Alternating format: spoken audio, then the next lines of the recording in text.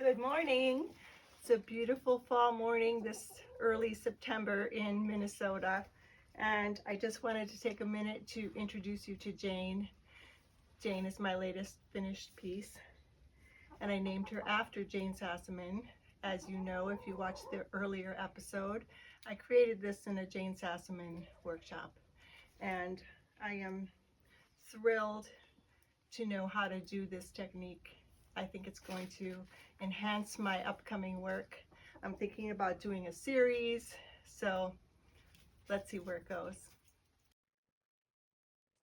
So here I am getting ready to put Jane on the long arm. This is the backing material. And you will find that I have made a series of mistakes in this process. One was I wanted the flowers facing the top, and as you can see, they're facing the bottom on the backing. And when I discovered it, it was too late, and I went, oh, well, it's just the backing and it's okay. Here you can see my method of stitching. I never took the time to learn how to do the real long arm patterns. And so I just doodle on top of my, I was going to say, I doodle on top of my drawing. I doodle on top of my quilt. And I think it suits my personality because, of course, if you know anything about my philosophy as Quilt Like an Artist, it is that learning to find a process that you enjoy is probably the most important thing, because if you don't like the process, you're not going to do it.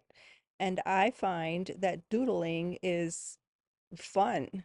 And I had to let go of what if I ruin my quilt. I think that probably what if I ruin my quilt thing happens whether you're a doodler or a traditional pattern person. So I've learned to let go and let the fun begin.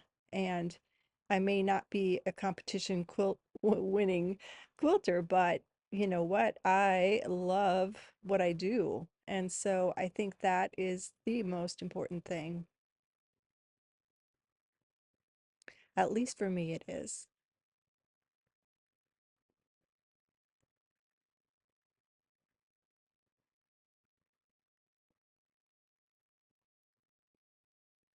I think this is only my 11th quilt uh, in this art quilt thing. I've done many quilts in the past, but in this using this method, I think this is my 11th quilt.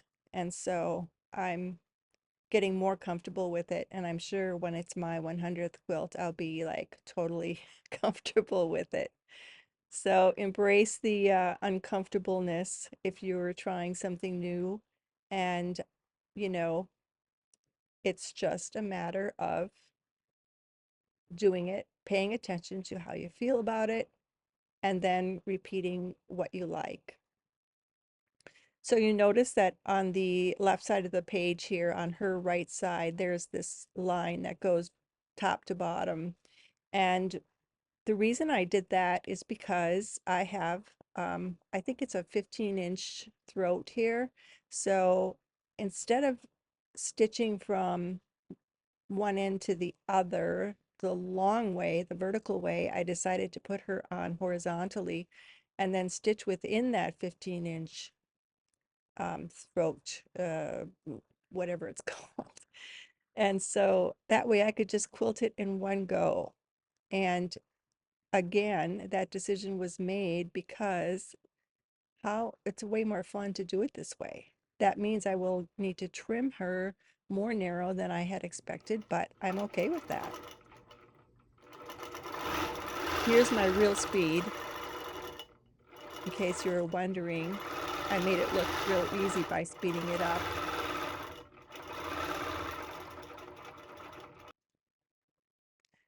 Here she is all finished before I took her off the long arm. And here are a couple close-ups of her face.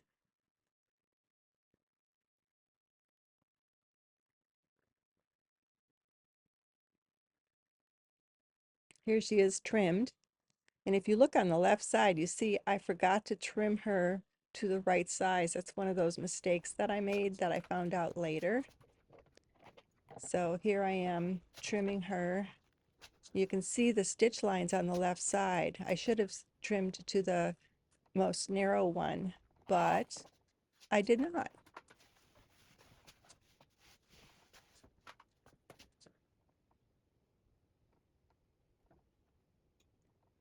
And when did I notice it? When I was hand stitching the binding on. And it was the second long side of stitching the hand binding on. So in my world, there was no turning back. I know some quilters would tear that all out, trim it, and redo it. But you know what? I have so many ideas for the next quilt. I just want to keep going.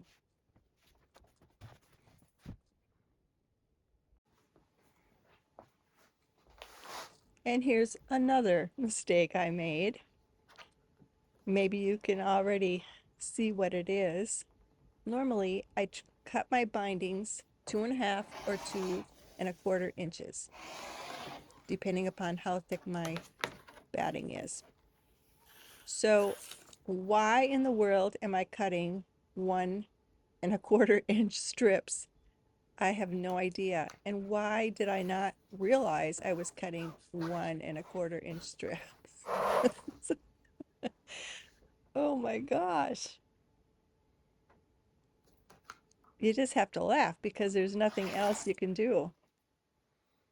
Have I noticed it yet? No. Did I sew all the ends together? Yes. Did I notice it then? No.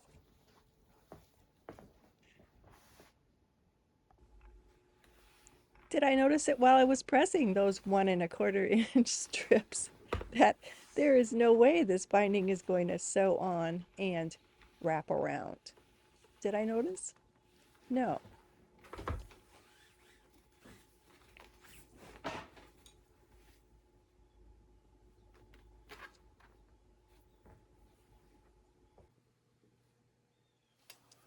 Here I'm sewing the sleeve for hanging on. I did do that right. Yay. Woohoo. I actually started sewing the binding on to the back side, which I'm not even showing you here.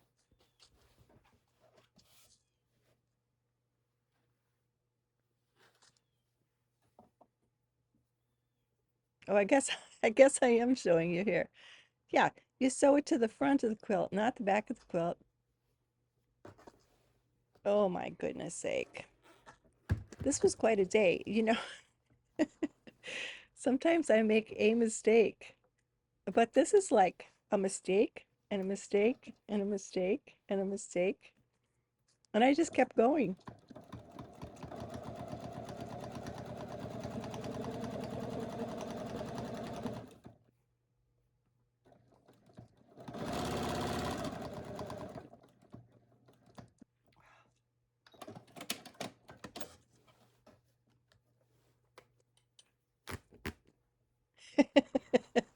Rip, rip, oops. Let's put that wrong size binding on the right side of this quilt. Yeah, yeah, let's try that. Okay. Some of you probably cringed when you heard me just rip it, but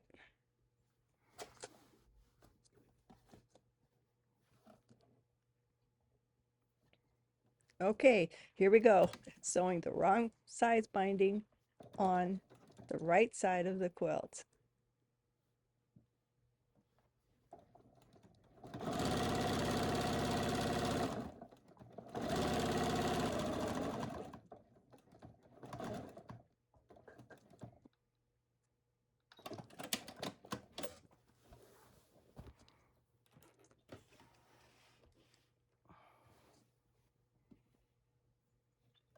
And here I'm folding that wrong size binding to get a perfect mitered corner with the wrong size binding. I don't even know if you can I don't even know if you can bind anything with a 1 1/4 inch strip binding. This is lunacy.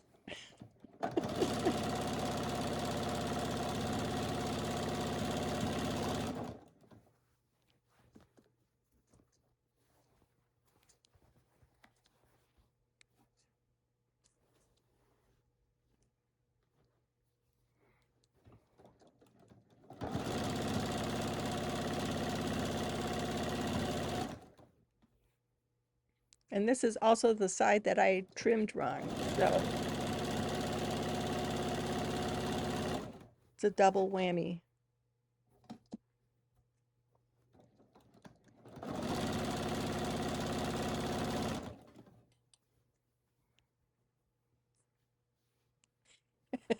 I'm looking at her eyes now.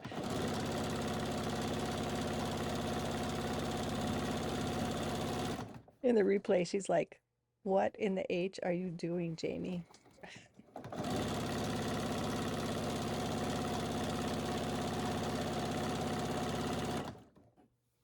Are you wondering when am I going to notice?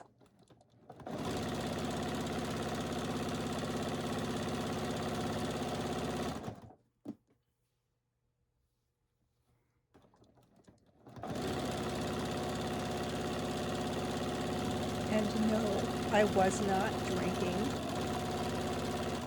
I wasn't even distracted by a book on tape or a podcast. I have no excuses for this behavior.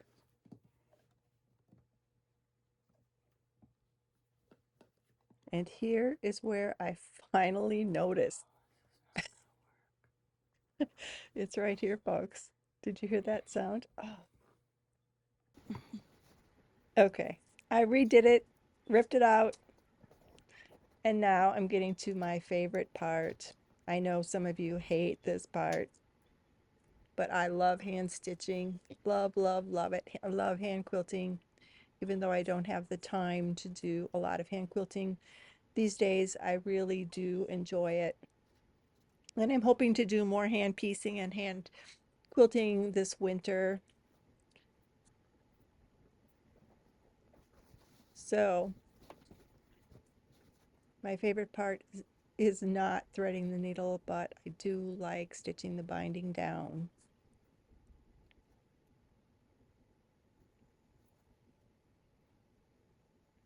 Do you like how my wrinkled outfit is a perfect match to my quilt? I didn't do that on purpose. I just noticed it now when I'm doing the editing. It's like, oh, couldn't have picked a better garment. I could have ironed it, but nobody's going to see me in my studio, right?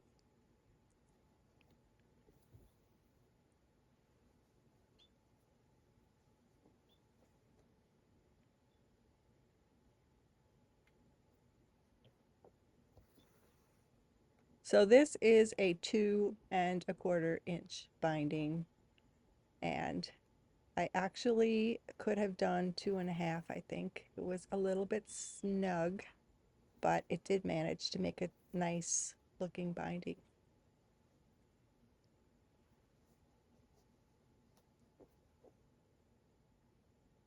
So when you are hand binding, if you hand bind, do you listen to music? Do you listen to podcasts or books on tape or television?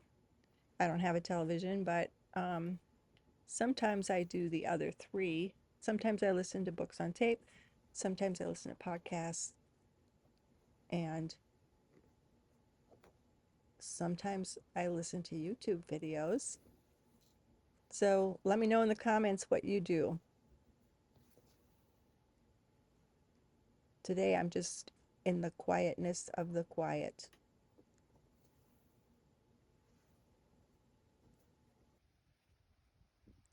And here's Jane again in the garden with the chickens.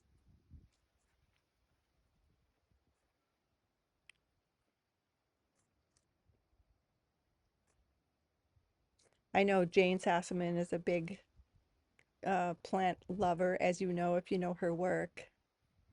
So I thought it was apropos to have this Jane in the garden as well. Well, I hope you enjoyed this wacky video, and I hope you know that you are not the only one who makes a mistake occasionally.